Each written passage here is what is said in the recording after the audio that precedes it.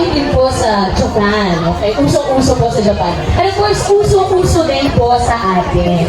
Matanong nga, sino dito ang mga batang 90s?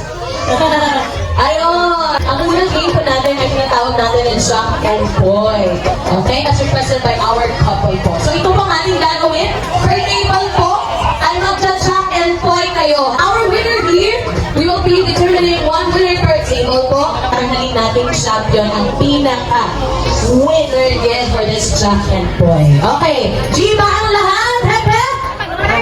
Sige nga. Okay, magbibigay ako ng time sa lahat for our Jack and Boy. So Jack and Boy muna sa inyong table and then magsastand po yung pinaka-winner po sa inyong table dito sa harapan. Okay? And then, ang mananalo po ay maglaro for our second round.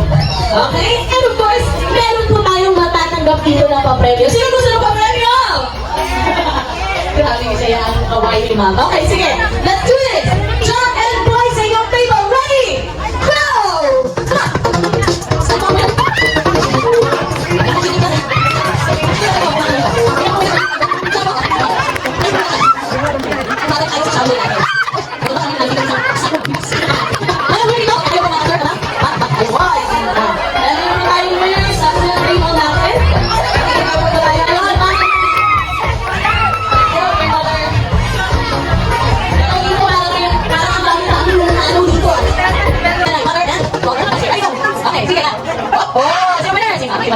Sige, nasa tayo dito. Okay, nasa lang winners for AC po.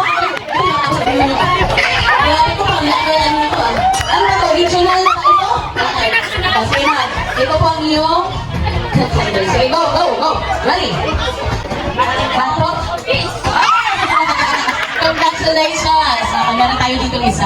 Sino ka ba ang winner dyan? Sino ang kayo? Wait, look, and look. Okay. Iba yung iyawanin mo. Yung po dalawa. Ready, go! Bato, pick! Bato, pick! Ah! Sorry po, sir. Thank you so much.